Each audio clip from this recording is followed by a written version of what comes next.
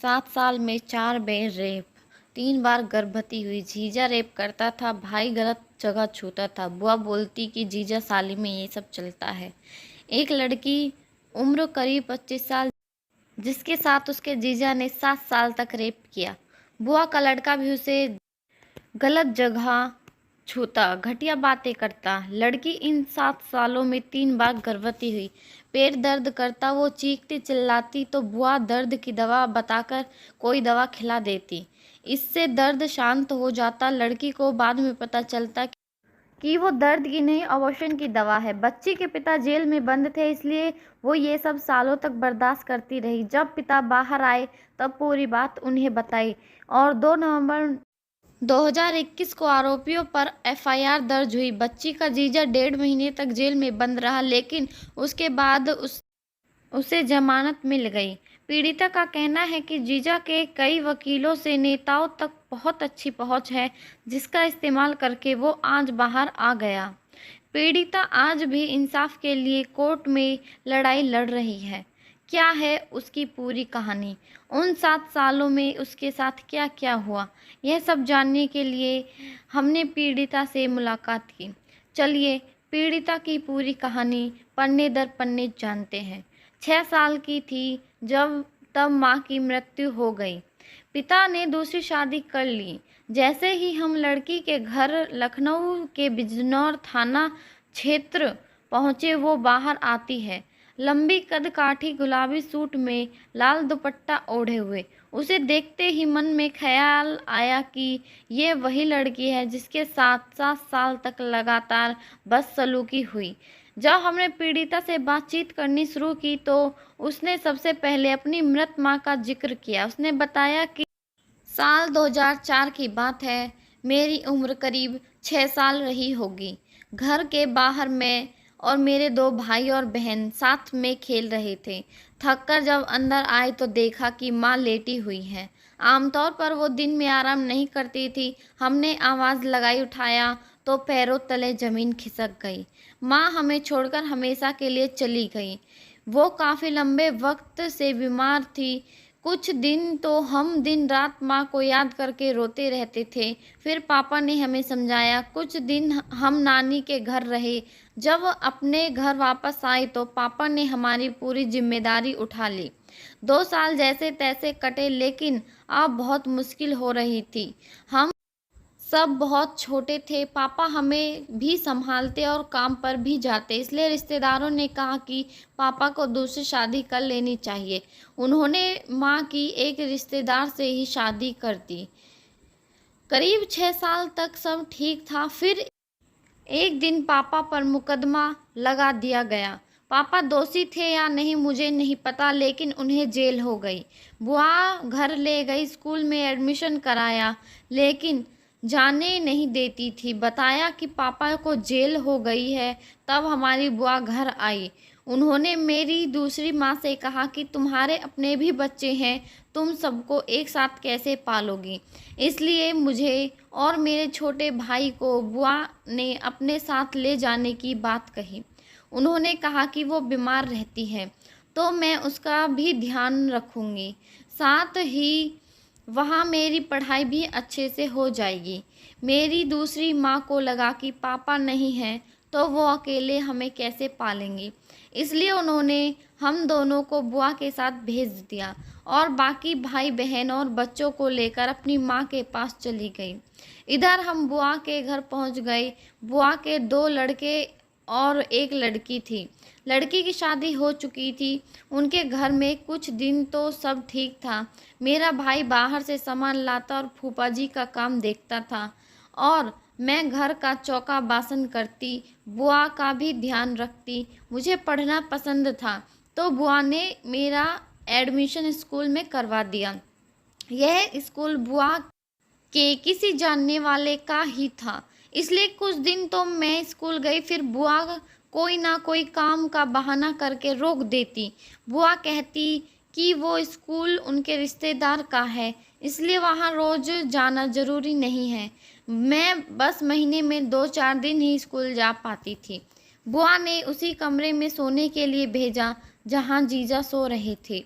अब वो लड़की बस घर का काम संभालती और बुआ के घर में सबकी देखरेख करती। वो बताती कि कुछ दिनों के लिए वो अपने भाई बहन और माँ से मिलने आई थी। 4-5 दिन बाद बुआ ने जीजा को मुझे वापस लाने के लिए भेज दिया। बुआ ने माँ से कहा उनके बड़े बेटे का तिलक है, मैं घर पर रहूंगी तो काम में मदद हो जाएगी। माँ ने जीजा के साथ वापस भेज दिया। जीजा ने रास्ते में कई बार मुझे गलत जगह छूते, अश्लील बातें करते रहते थे, लेकिन मैं इतनी नासमझ थी कि कुछ समझ नहीं पाई। हम घर पहुंचे। मैं बहुत खुश थी कि अगले दिन भाई का तिलक है, लेकिन नहीं पता था कि वो मेरी ज़िंदगी का सबसे दर्दनाक दिन होने वाला है।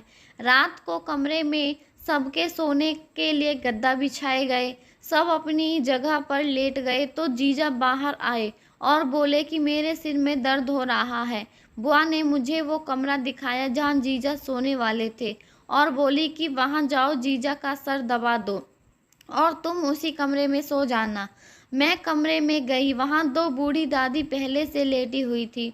जीजा का सिर दबाया, फिर मुझे प्यास लगी तो मैं पानी के लिए बाहर जाने लगी। तभी जीजा बोले कि पानी यहाँ रखा है, वही पी लो। यह बोलकर उन्होंने मुझे एक बोतल दी। मैंने पानी पिया और लेट गई। सुबह उठी तो मेरे कपड़े अलग पड़े हुए थे। सुबह हुई, जब मैं सोकर उठी तो सिर भारी भारी सा लग रहा था। शरीर में भारीपन था। मेरे शरीर पर कोई भी कपड़ा नहीं था। मेरा सलवार सूट पास में पड़ा था, बस मुझे एक पतली सी चद्दर से ढक दिया गया। वो दोनों बूढ़ी दादियाँ जो कमरे में सो रही थी, वो भी कमरे में नहीं थी। मेरे प्राइवेट पार्ट में बहुत तेज़ दर्द हो रहा था। मैं तुरंत उठी, फटाफट कपड़े पहने। काफ़ी देर तक कुछ समझ नहीं आया कि मेरे साथ क्या हुआ है। रात की कुछ यादें धुंधली थी। मुझे शक हुआ कि जीजा ने ही मेरे साथ बदतमीजी की है। उन्होंने मुझे रात में जो पानी दिया उसमें ही कुछ मुझे बेहोशी जैसा लगने लगा था। बुआ ने कहा जीजा साली में तो ये सब चलता है। लड़की बताती है कि मैं उठी और तुरंत बुआ के पास भागी। घर में तिलक था तो रिश्तेदार आने लगे थे। बुआ के आसपास कई लोग थे। बुआ भी काम में लगी थी। उस दिन उनको कुछ बता पाना मुश्किल था। मैंने तिलक होने तक उनसे कुछ नहीं कहा। अगले दिन मैंने बुआ को अकेले में बुलाया। मुझे लगा कि वो मेरी माँ जैसी है, इसलिए मेरी बात समझेंगी, लेकिन ऐसा नहीं हुआ। बुआ को जब मैंने सारी बात बताई तो उन्होंने हंसकर कहा, मजाक भी नहीं समझती, वो तेरे जीजा हैं और जीजा साली के रिश्ते में ये सब चलता रहता है। कुछ देर तक मुझे समझ नहीं आया कि बुआ ने ऐसा क्यों कहा है। मैं कुछ सोच पाती तब तक बुआ बोली कि यह सब भूल जाओ और बाहर किसी को ये बात नहीं बताना, वरना तुम्हारे ऊपर लोग शक करेंगे। मैंने भी डर की वजह से ये किसी को नहीं बताया। भाई को बताया तो उसने भी छेड़छाड़ करना शुरू कर दिया। भाई को बताया तो उसने तो साथ दिया होगा। यह सवाल पूछते ही पीड़िता तेज आवाज में ऐसे बोलती है जैसे मैंने कुछ गलत पूछ लिया हो। एकदम उसकी आंख में आंसू भर जाते हैं। वो कहती है, दीदी वहाँ सब एक दूसरे से मिले हुए थे। जब मैंने यह बात भाई को बताई, उस दिन के बाद वो भी मुझे गलत जगह छूने लगा। वो बाहर रहकर नौकरी करता था, लेकिन जब भी घर में आता था किसी न किसी बहाने से मुझे इधर उधर छूने की कोशिश करता। वो कहती, दीदी मैंने 7 साल ये सब झेला है। 7 साल में मैं 3 बार प्रेग्नेंट हुई। बुआ ने मुझे अबॉर्शन करा दिया। पीड़िता ने हमें बताया कि जब उसे पेट में असहनीय दर्द होता तो बुआ उसे दवा खिला देती। लड़की को बाद में पता चलता कि वो अबॉर्शन की दवा थी। इन 7 सालों में जीजा ने 4 बार उसके साथ बलात्कार किया। लंबी सांस लेकर वो कहती कि भाई और जीजा ने छेड़खानी तो मेरे साथ अनगिनत बार की। एक दिन मेरे पेट में बहुत ऐंठन हो रही थी। अजीब सा दर्द था जो बर्दाश्त नहीं हो पा रहा था। हल्का फीवर भी था। बुआ को बताया तो डॉक्टर से जांच कराई। घर वापस आने पर बुआ ने मुझे दर्द की दवा दे दी। दवा खाकर दर्द में राहत भी मिल जाती थी।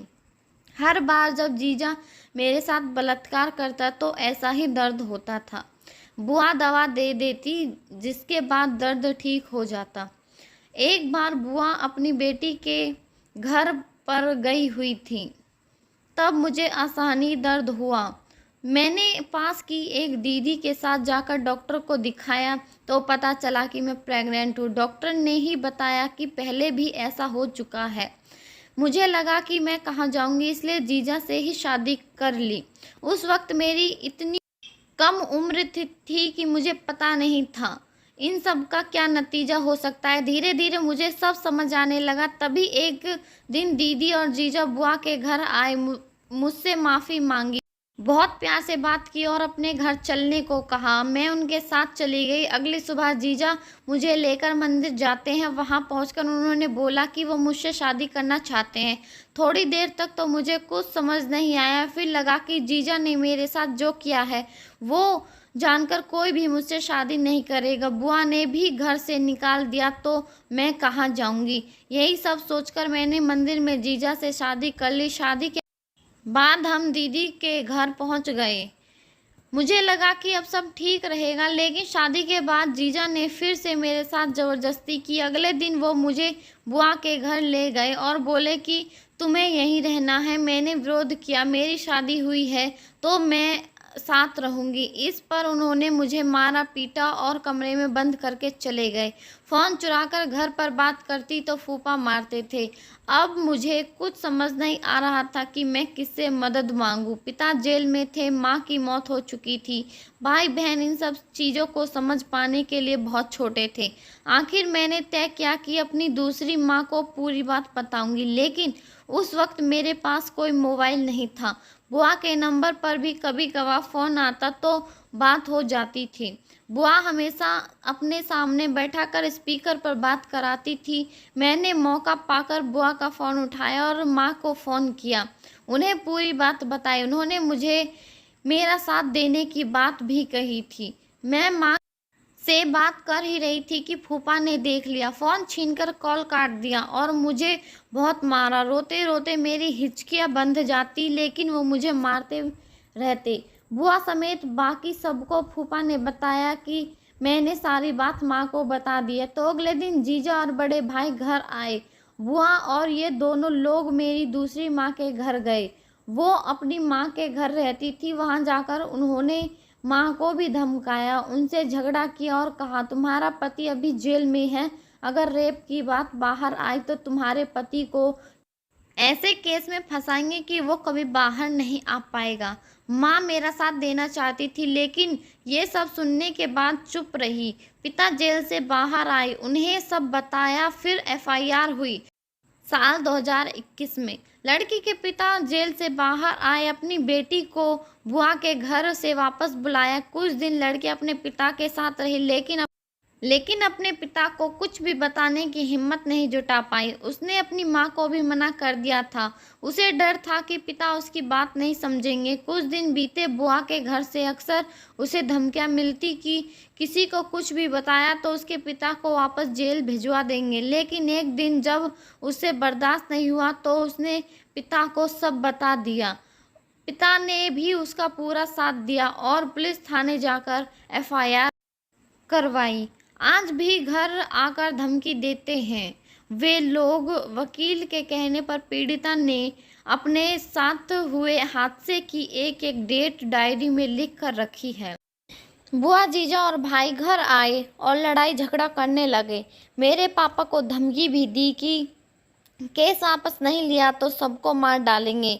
लड़की डरी हुई आवाज़ में बोलती है, दीदी उन लोगों के ऊपर तक पहुँच है, वो हमें नेताओं के नाम पर धमकियां देते हैं।